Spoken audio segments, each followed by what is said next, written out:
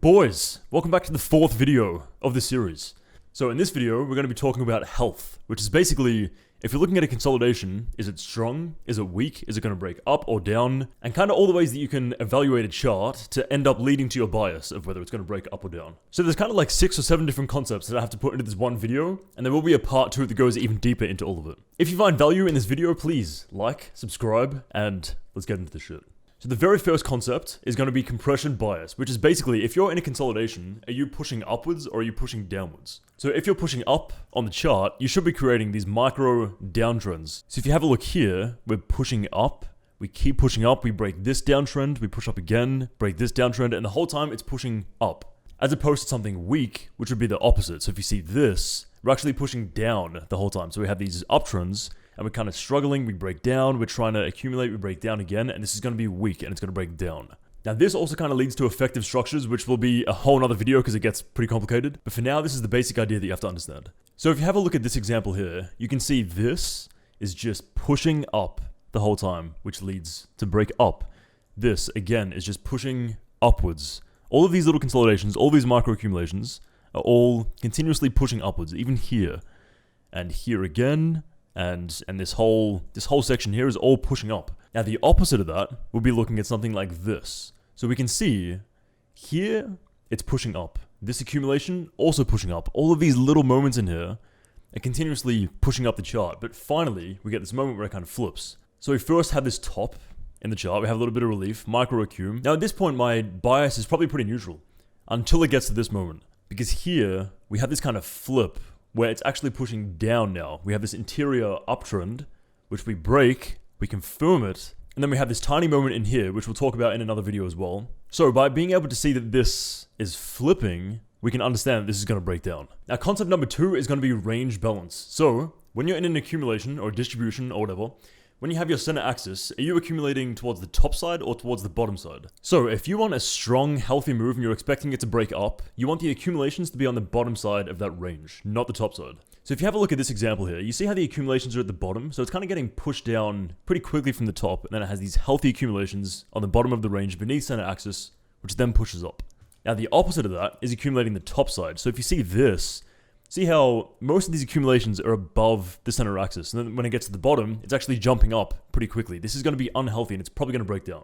And we can look at some examples of this too. So if you look at this chart, these accumulations are pretty healthy because they're towards the bottom side of the chart. And if we combine this with the first idea, we can see towards the end of this accumulation, we have this push upwards, which then leads the whole structure to break. Now the opposite of this is something like this. So this is the top of LUNC and how we kind of got that perfect trade at the top. Because in this consolidation, let's say we're going from here. Now around this point in the chart, we can probably be neutral. And it's only around now that I would actually put that center axis in. And from here, we can start watching. So you can see now it's accumulating towards the top side. And if I keep playing this through, do you see how in these purple zones, it's just pushing straight back up? Like it's not actually accumulating, it's just these wicks on high time frames. But then in the red zones, we're really accumulating topside, which basically just means they're filling shorts. And if we keep pushing this through, it eventually leads to this range that breaks the whole chart down. So if we break this down, around here, we're pretty neutral. We come here, we start accumulating, and now it starts to get a bit dangerous because that should not have wicked up. We're still accumulating topside. Shouldn't have this again, accumulates, and now this is the breakdown. So depending on where the majority of accumulation is in a range can tell you where the bias is going to be. Now keep in mind, there might be a lot of ideas here, but when it comes down to evaluating charts in later videos, which we'll do, we kind of combine all of this to then give us our bias. Alright, the next idea is going to be about time. So when you're in a range, you need a good amount of time in these critical kind of accumulation ranges to actually push upwards, because market makers have to accumulate in this range. So if you look at this example here, this is pretty healthy. There's 2 accumulations, they're both for a decent amount of time, it's healthy. Now if you look at something like this, they haven't accumulated anything, and this is just kind of a fake move, which leads to a fake break upwards, and then gets destroyed. So LUNC is super healthy, good amount of time, strong. If you look at this chart, this is disgusting, because this range here has not accumulated at all. Because if you go 2 time frames up, this would just be a nasty wick, and there's no real accumulation, which forces it to have this liquidity grab, and then break downwards. But we can know that that's coming through how it's accumulating in the time spent in this range. And this is a concept that we'll probably get into a little bit more when we're actually evaluating charts. But for now, you just have to get the general concept. The fourth concept is going to be range position. So when you are in an accumulation, if you have your first leg, which might look something like this, for example, are you accumulating up here? Are you accumulating like this? Where you accumulate in relation to how big the leg was will tell you if the chart is strong or weak. Because a healthy consolidation should have a leg like this, and then a decent accumulation like this to move upwards.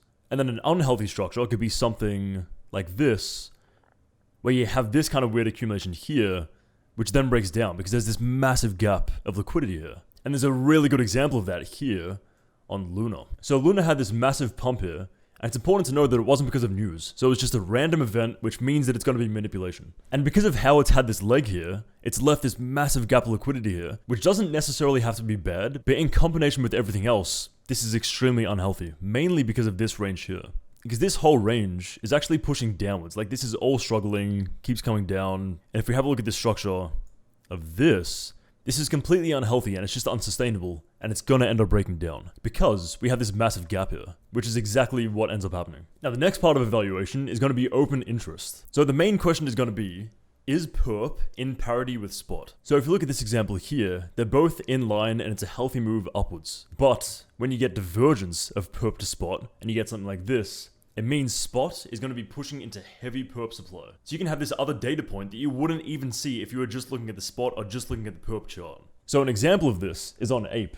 Now this whole pump was whenever the other side news got announced. Because I think the event was somewhere around here, and then this was all hype buying towards it. So basically, retail fell into this massive trap. So blue is going to be spot, and we can see here, there is incredibly strong spot buying because perp is dragging behind. Which basically just means it's going to be an unhealthy move. So, when you get to the end of this kind of accumulation here, we can start to look for shorts because this has to get back to parity again. So spot has to sell off, and perp will kind of slowly start to rebalance until they're back together again. And you can see that happen on the leg down. So if you shorted here because you saw that funding was so out and a combination of everything else, you can just hold this position until eventually they get back in line somewhere around here. And it's just another important thing to add to your arsenal of how you're going to evaluate a chart. Especially because you wouldn't see this data if you weren't looking for it. And a lot of people are going to miss this kind of shit. Okay, the last concept for this video is going to be grubs. So if you're in a pretty strong environment, you should be getting buy side liquidity, or there should be no grubs at all. And remember, this is small caps only, not BTC, not talking about big caps, just small caps. So a healthy run would be something like this. Maybe you grab buy side liquidity, come up, and then break upwards here.